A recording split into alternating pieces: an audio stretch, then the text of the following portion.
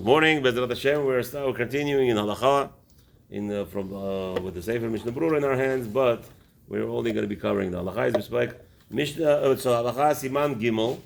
We are right now on the third, let's say Siman, like a chapter, and it's going to be on Hagad Beit HaKiseh.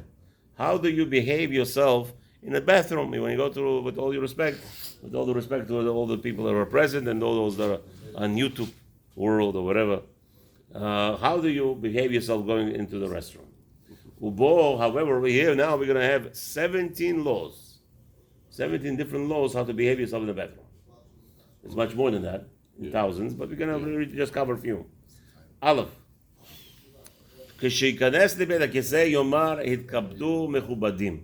So this is a practice which the Gemara discusses, but we are not on a level to do it. But what is supposed to be like this: the Rabbi says, "Sheikanes," as you are about to enter the lavatory, you are supposed to say, "May it be you the honored, the ones that are honored stay honored." Meaning, the Rabbi says like this: in the olden days, we know that wherever we go, we always have angels with us, right? So in the old times, the Rabbi said, "What about the angels that are accompanying you? They're not going to the restroom with you." Or it's not appropriate for you to invite them to do the bathroom with you. They used to say, okay, stay outside, the honorable ones. I go do my needs, and I'll come out to you and we'll go back to continue our business. This is talking about people who are real feeling, see the angel in front of them. Okay? So the Rabbi says, however, we don't have this custom any longer to say those words to the angels. So you just go in. Halacha bet.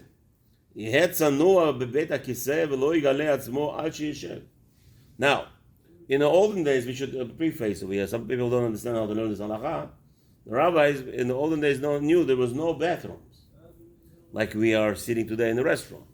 In the olden days, they had bathroom means a lavatory was actually designated part of a field, which was abandoned part, and everybody knew and used it as a private place to relieve yourself. So in that, it was in the field, not covered, like we have today. So this is the halacha. Yehet tzanua bebeit hakesel. The halacha says you should be very humble, and covering. And don't uncover yourself until you really sit down. Okay, you're not. In those days, they didn't have a chair to sit down. It was just crouching down. And that was called sitting. So therefore, you don't do that. Then it's easier, obviously, to understand. And also, don't forget, they didn't have clothes like us. We have pants. In olden days, they had robes, right? Scrubs. And then, as you're coming down, you pick up yourself to elevate you a little bit the clothing. You shouldn't get dirty. And you privately, nobody sees you. Hey, people will see your head sitting there. But, you could be just sitting or you're doing whatever you're doing. And that was acceptable practice. However, the Rama says, "V'lo yilchu shnei anashim biyachad." However, two males shouldn't go into the bathroom at the same time, into that area. Gam lo yidaber sham. And in that area that was designated for a restroom, you should not be talking. V'yizgor hadelet ba'ado mishum tzinyut. And now, the Maran, again, Rama had a different type of idea of a bathroom. Since now he's already talking that there's a door, closure. So in Rama's time, the bathrooms were already designated. You had a room where it had a door. So in the olden days, I'm sure you could have pictured in your mind a wooden booth, and it was in the field with a hole, not a bathroom, but still it was the same idea. Still crouching down, there was no chair, and so the Rabbi says over there, be very careful to close the door behind you. Okay. Gimel. אם רוצה למשמש בפי הטבעת בצרור או בקסם, לפתוח נקבה וימשמש קודם שישב. Okay, so the Rabbi says like this. In the olden days, even today, it's still feasible. People would take a smooth stone, right, to clean themselves. That was the what's his name? That was the way to clean themselves instead of toilet paper. The Rabbi says, however, if somebody wants to, or a stick, what happens is sometimes a person has an urn to go, but he doesn't have a feeling to go yet. So the secret is that somebody would rub that area a little bit, rub that area a little bit, like touch it or something, it calls down the number 2. Okay? So the rabbi says, be very careful to do it while you're standing. Right? You shouldn't do it where you're sitting. Why shouldn't do that while you're sitting? Rabbi should be the Gemara discusses over there that again, this is in those days. It's probably today in our toilets because you're sitting. This is not the sitting that the Rabbi Maran is talking about. Over there, you're crouching. Mm-hmm. For some reason, it has some kind of spiritual connotation to summon on this person evil spirits of witchcraft. If the person does it, let's say a person wants to go to the bathroom, he can. In olden days, he would open up his area and he would, touch a little bit of air. And somehow this, I don't understand it. It's Maran, I don't know what we're now. Maybe when we'll get into Mishnah Brura, even Mishnah Brura does not discuss it so much. Okay? That's something with some kind of information that we are not privy to. But we are told, nevertheless, to stay away from doing it. Okay. Halacha Dalet. Lo yegale atzmo ki'im melacharav tefach. So the rabbi says, when you sit down and you come to open yourself, be very careful. You should not be exposing yourself more than a hand fist. Okay, from the back. Ulefanav, however, in front of him should be open at least two hand breadths. Why? Why is that? Because the water spritzes. The water spritzes, so you want to have, I guess, that it should not spritz on your clothing, so it allow you to open up too. V'isha, however, a woman is different. Me'acharei tefach, from behind, when she wants to go to number 2, she should do the same thing as men, a handprint. However, melefanea velo klum, but before her, she's not allowed to open anything. Again, they have a dress. So you cannot lift up the dress to expose any part of your body. Take off the underwear, do what you have to do, and then, I guess, put back on the underwear. But the problem is, somebody could walk into the bathroom. Remember, those are the bathrooms that are open area. So even there were men and women going in there. Okay? So the Gemara will say that obviously you shouldn't talk, so you make noises. When they used to go there, they cough. Like today we do in our bathroom, right? Somebody trying to go in, you don't want him to break the door. All right. Anyway, okay, that's the halacha hey now. אם נפנה במקום מגולה שאין בו מחיצות, יכוון שיהיו פניו לדרום ואחוריו לצפון. So now, another spiritual connotation over here. The rabbi says, if you are relieving yourself in the open field, today it's very common, you're driving, right? You pull over to the side road, and you need to make number 1, very common today. So he says, so if you're relieving yourself in the open field, you should be very careful, and that there is no, any boundaries around to cover you. Still, you have to be careful to yichaven shiyu panav lidarom. Should make sure that his face is south. V'achorav litzafon, and his back towards north. Or ifcha, or otherwise, or vice versa. However, ben mizrach le'ma'arav asur. But facing east or west is going to be prohibited. Why is that? Why is that prohibited? You're praying towards that direction. No, that's right. If you're praying towards those directions, you shouldn't be relieving yourself towards those directions. This is talking about in the open field. However, the rabbi says over here, or somebody adds over here, that if you're just doing number 1, you could go any position, any direction. Okay. Also, you're not allowed to sleep between Ben Mizrach leMa'arav im ishto imo.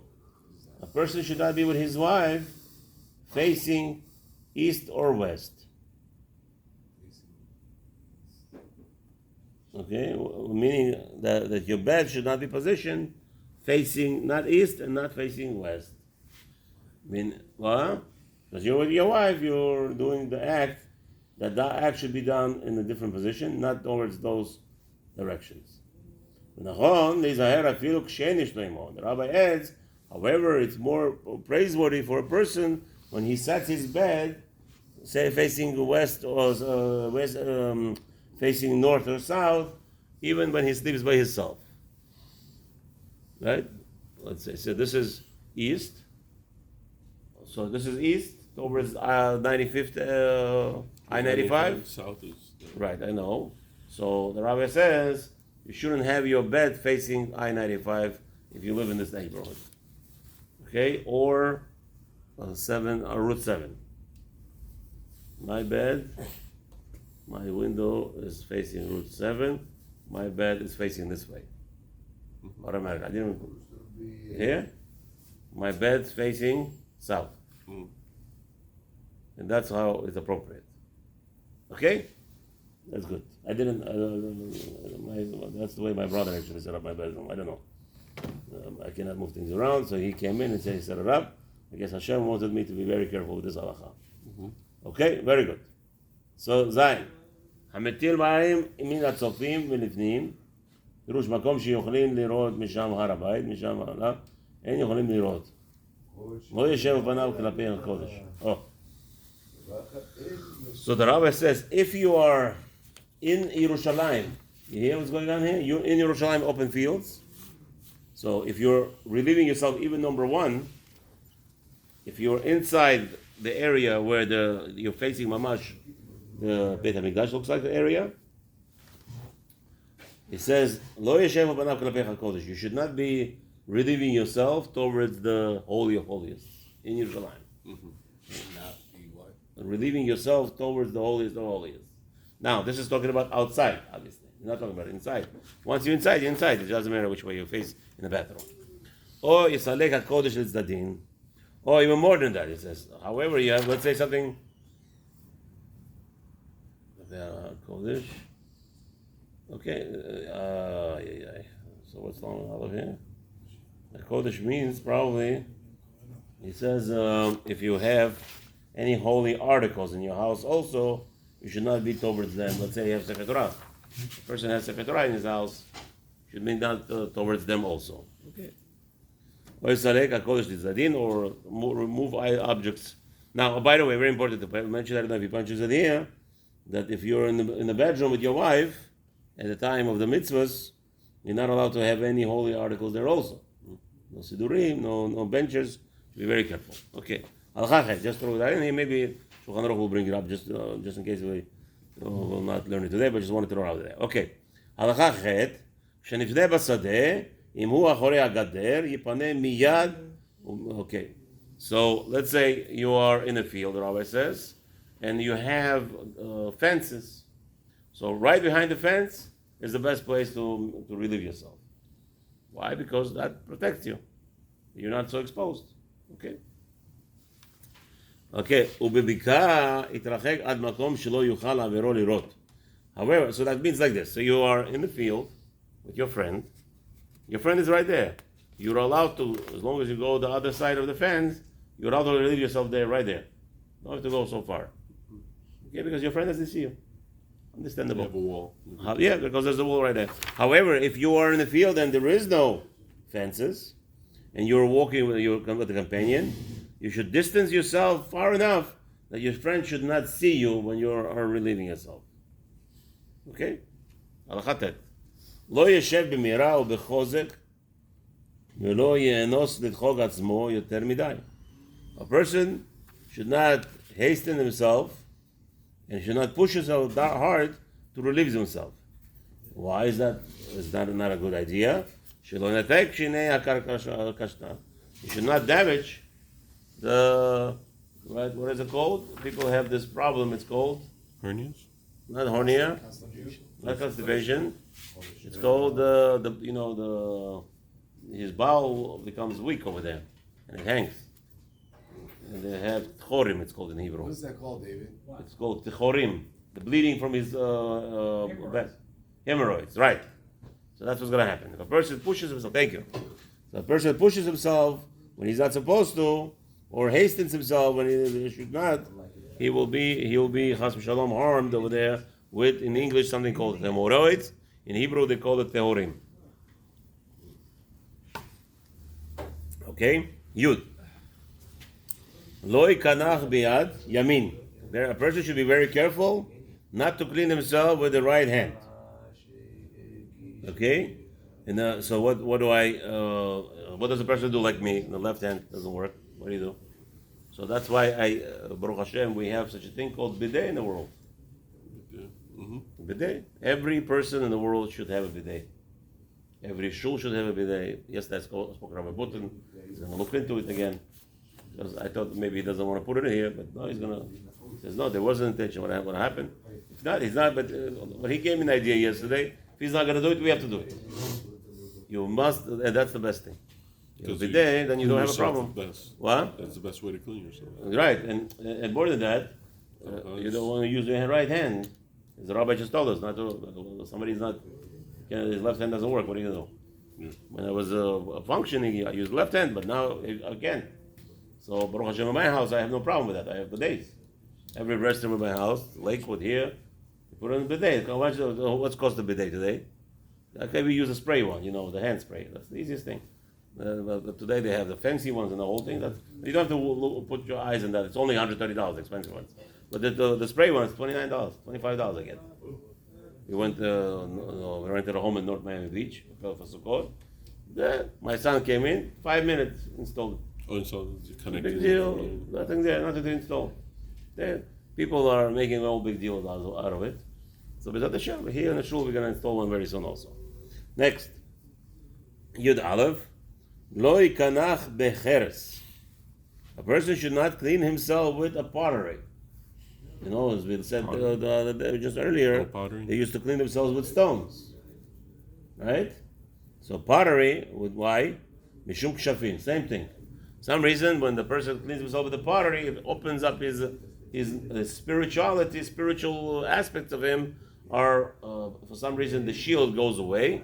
And if there is any black magic in the area, witchcraft in the area, it will hit him. It will make him vulnerable for what's his name, for the witchcraft. So therefore, he should not be doing it with pottery. Okay. V'lo ba'asavim yevishim. So too, a person should not do it with a dry grass. שהמקנח בדבר שהאור שולט בו, okay, שניו התחתונות נושרות. Same thing. It will cause him, what is that word we said what the man said? Hemorrhoids. If a person does it with dry stalks or grass, it will cause him to have hemorrhoids. The rabbi says, because so that means paper. Paper also, if you use paper for wiping yourself, could cause you hemorrhoids. Same reason. Why? Because it says, I don't know why, but anything that the fire burns easy, like paper, like tissue boxes today, like the first thing that people went crazy about, right? During some scare, right away they went and they said, let's buy toilet paper. In reality, toilet paper is the worst thing in the world that causes actually hemorrhoids. Okay? Some people are strong, they don't feel it right away. But the rabbi says it, Shulchan Aruch knows what he's talking about. And the best thing is obviously water. V'lo b'tzror shikenach bo chavero. Very important. Not to use a stone in all the days, like we said. They went to the fields and they had stones all around. So do not use a stone that your friend used already. Even though it's dry, okay? Like this, you have to clean it. If it's clean, you washed it off, you could use it. Before that, you're not allowed to.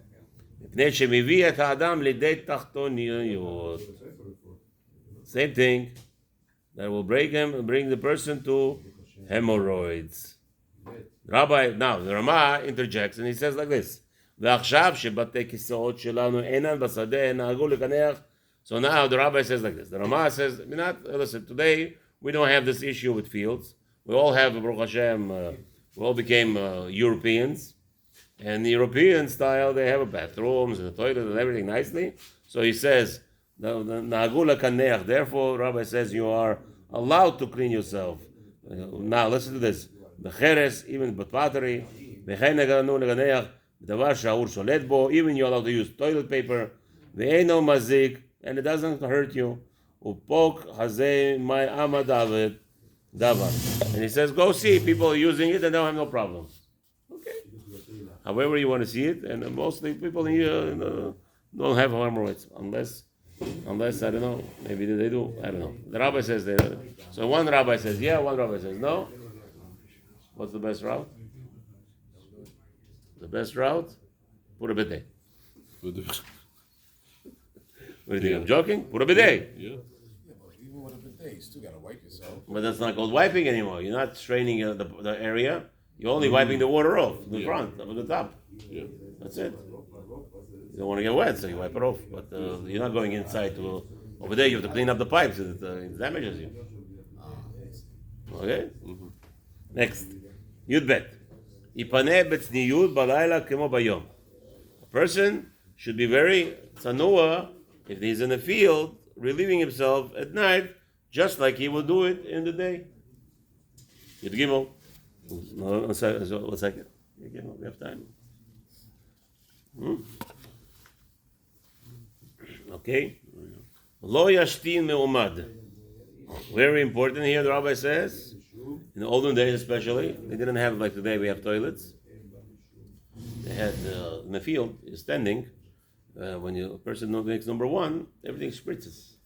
What's the problem with that? The rabbi says, Lo yashtin me'umad. The person should not be spritzing, using his spritzing on as he's standing. Why? Because as he's spritzing, we're spritzing the sparks, particles on his legs. And what is the problem with that? If that will cause his legs to get, the feet to get wet, his shoes specifically. So the rabbi says you have to stand a little bit higher, because when you're spraying, the sparks, the bouncing off the ground will not go on your shoes because you're on a higher level. Right? What is the problem? Or you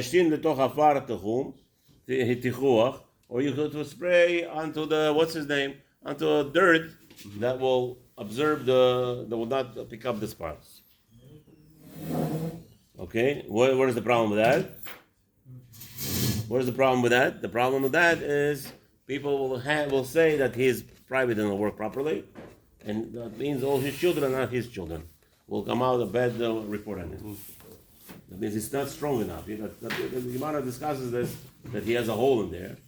And because he has a hole, instead of going out, it's actually spritzing on his legs. If it's on his legs, no, it's okay. Now, Pirush Karka Shena Betula, okay. Yud Dalet is a hair shelo yechos ba'ama v'yashtin. Person should be very careful not to hold this part and relieving himself. What's the problem with this part? Should not hold this part. The bri. The this whole part. What's the problem with that? Im lo me'atara ulmata. Okay? When a person holds this part, like we said yesterday, you're not allowed to wear Hanes underwear because it warms you up. You wear Hanes underwear because it's so tight on you. You're supposed to wear briefs all the time. So if you wear those Hanes underwear, actually warms you up, it makes you spill at night. For the same reason, you're not allowed to hold your part away when you pee, because it will warm up your area and will make you chas v'shalom spill. Okay, the rabbi says over here, unless you're not a married person, that's the problem. The married person, we're not worried about, because we are not cautious that you're going to be spilling. However, a person who worries about himself, who wants to become holier, not to touch this area ever. The area that's called Amma. This is the part, right? So the crown you're allowed to hold. By the crown you're allowed to hold whatever you want to guide it to make sure that they don't make a mess all over the bathroom. But today, especially, whatever it's not appropriate, or whatever it is. So that or the best thing is to sit down. If you're sitting down in this toilet, by the way, there's no chance that it's going to spritz anything. It's going to just flow down. So that's the best. Many times I try to do. It's very people on the rush today, unfortunately. But the best thing is to sit in the bathroom and relieve yourself. Number one, that you don't have to hold anything. Just comes out and that's it. But because people are in a hurry, so he's telling you how to deal in a hurry. However, the rabbi explains, if you are not a married person and there's sometimes what happens is not everything comes out, right? Not everything comes out things that, because it's a pipe. So how do you empty out a pipe? You could hit from the bottom where the genitals are. So when you tap from there, everything will come out, and then you not have to be worried that your pants will get dirty. Okay, but this part you're not allowed to hold in any way. Married or not married, best is not to touch it ever. So you're allowed to push from the genitals a little bit, so every drip comes out. But what's his name? Preferably not to touch the area, so not to cause spilling. And that's why we said not to wear those Hanes underwear or anything else like that. לא הותר לנשוי לאחוז בחמה אלא להשתין, אבל להתחכך, no, חס ושלום, just to hold this part area for the private, right? Preparing himself, whatever, just to hold the area. Even the married man is not allowed to touch. You're not allowed to touch that area ever. Hold it. Again, we're worried about warming up yourself too much and it spills. Zayin. So a person needs to go to the restroom and he doesn't go to the bathroom, Chas Shalom. Rabbi says here it's a big avera that it's called Balta Shakto. He makes himself this repulsive person. Wait, if a person goes to the bathroom, he has an urge. He Yeah. goes to the bathroom. Wait, he gets to the bathroom and nothing happens. Okay, so that is called the what's his name? It's called Tikkun. Hakadosh Baruch Hu has mercy on him. Beautiful question you're asking. Sometimes you feel that, right? You have an urge, but you can't do nothing. So either there is a ways to remedy that. Maybe we'll talk about it. No, he's not going to say it here. The Gemara talks about it. Let's say somebody has urge. He has a stomach thing. So walk certain distance. We'll discuss that when we get there. But you could walk like 10 or more back and forth until it comes out that you want to do it. But it's a beautiful thing. It's actually kapara for averot. People feel pain. It's a good thing. Even for like a number one. Yes. It's a beautiful thing. Hashem has mercy on us. Hashem has mercy on us. You have to check your prostate, by the way. If the gallbladder, the gallbladder is not, the prostate is not too strong. Maybe it's pressing on the wrong places, or you have a cold, or you have an infection there. So you have to daven to Hashem. It's a tikkun. Thank you for the razeh, but please help me. Everybody have a wonderful day. Mizat Hashem will continue tomorrow.